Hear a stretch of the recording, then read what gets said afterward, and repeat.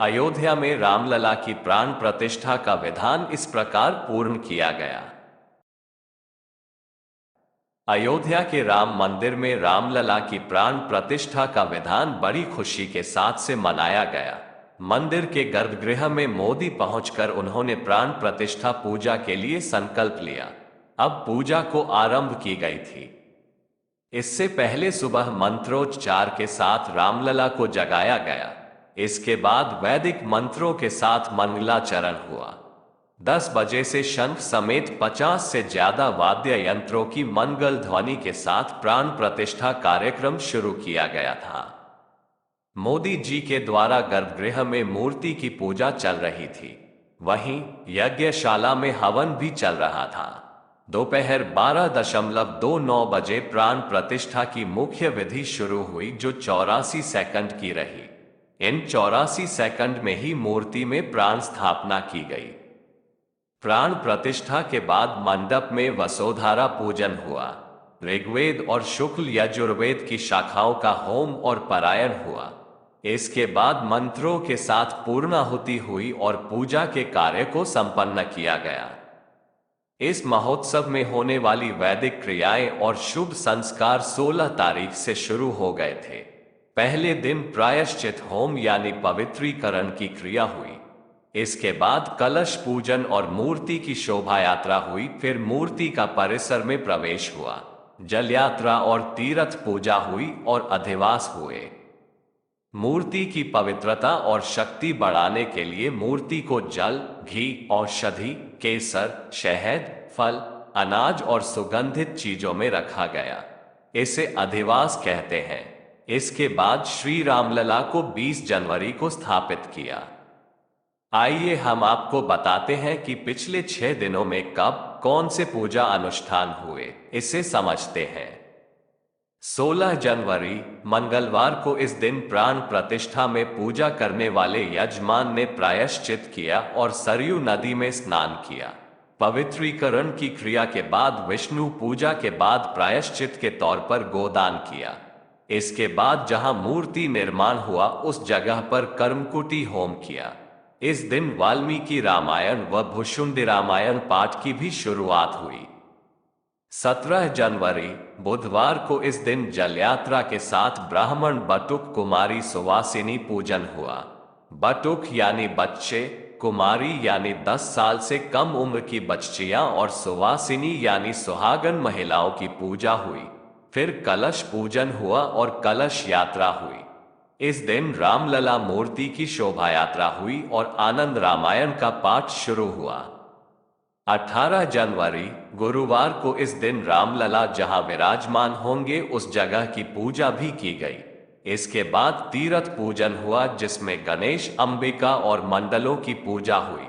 मंडप प्रवेश, यज्ञ भूमि और वास्तु पूजन समेत अनुष्ठान में शामिल सभी जरूरी पूजा पाठ हुए। इसके बाद मूर्ति का जलाधिवास, गंधाधिवास, पूजन और आरती हुई। जलाधिवास में मूर्ति को पानी और गंधाधिवास में कई तरह की सुगंधित चीजों में रखा जाता है।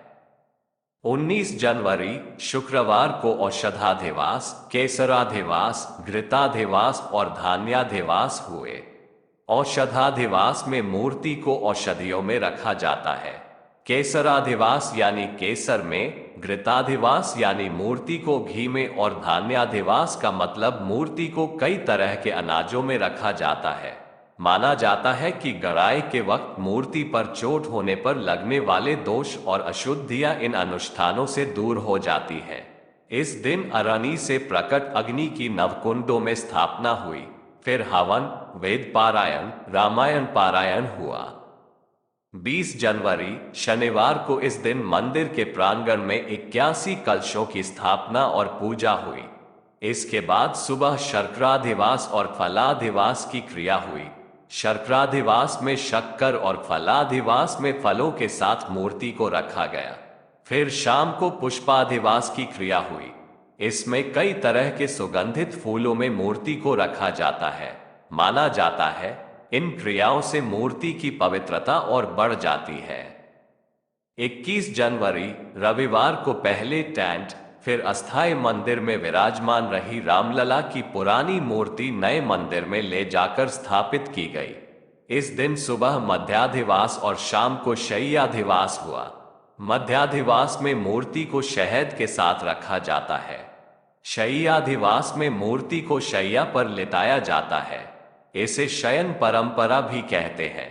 शयन से पहले शाम की पूजा और आरती हुई। आपको ये भी बताते हैं कि श्री राम लाल की मूर्ति में कौन कौन से फूल और पत्र चढ़ाए। फूल मालती, केतकी, चंपा, कमल, गेंदा, गुलाब, कुंदपत्र, तुलसी, बिल्वपत्र, कुशा, शमी, भृंगराज, अपामार्ग, चिरचिटा। अब जानते हैं श्री राम के महत्वपूर्ण मंत्र और उनके अर्थ। आपदाम पहतार दातार सर्वसंपदाम लोकाभिराम श्री राम भूयो भूयो नमाम्यहम्।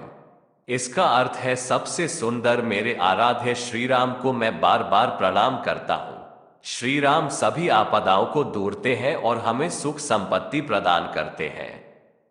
रामाय रामभद्राय रामचंद्राय वेदसे रघुनाथाय नाथाय सीताया पत्ये नमः। इसका अर्थ है राम, रामभद्र, रामचंद्र, रघुनाथ, सीता जी के स्वामी को मैं प्रणाम करता हूँ। ओ दशार्थाय विद्महे सीतावल्लभाय धीमहि तन्नो राम प्रचोदयात्। इसका अर्थ है राजा दशरथ के पुत्र सीता जी के स्वामी श्री राम का हम ध्यान करते हैं।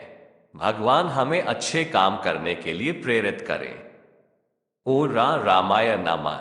इसका अर्थ है, इस मंत्र का अर्थ है श्री राम को हम नमस्कार करते हैं। राम रामेति रामेति रमे रामे मनोरमे सहस्र नाम तत्तुल्यम राम नाम वरान्ने। इसका अर्थ है शिव जी देवी पार्वती से कहते हैं राम नाम इतना मनोरम है कि हम इस राम नाम में ही रमे रहते हैं। हे पार्वती, हजारों नामों के समान ये केवल एक राम नाम है। अब जानते हैं घर में किस तरह की होनी चाहिए श्री राम लला की मूर्ति। घर में राम जी की मूर्ति 6 इंच से ज्यादा ऊंची नहीं होनी चाहिए। मूर्ति का मुख दक्षिण दिशा में नहीं होना चाहिए। बाकी तीनों में दिशाओं में भगवान का मुख रख सकते हैं। मूर्ति सोने, चांदी या पीतल की हो सकती है। इनके अलावा संगमरमर या काले पत्थर से बनी मूर्ति भी स्थापित कर सकते हैं। श्री राम के साथ सीता जी, लक्ष्मण और हनुमान जी की भी मूर्तियां रखें। श्री राम की तस्वीर से जुड़ी बातें बाल रूप में राम जी। श्री रामचरित मानस में शिव जी और काकभुषुंडी ने श्री राम के बाल रूप के दर्शन किए थे। गर्भवती महिलाओं को इस रूप का दर्शन करना चाहिए। राम दरबार का रूप श्री राम के साथ सीता जी, लक्ष्मण और हनुमान जी राम दरबार कहलाते हैं। हालांकि कुछ तस्वीरों में शत्रुघ्न, भरत भी होते हैं। परिवार में सुख शांति के लिए ऐसी तस्वीर होनी चाहिए।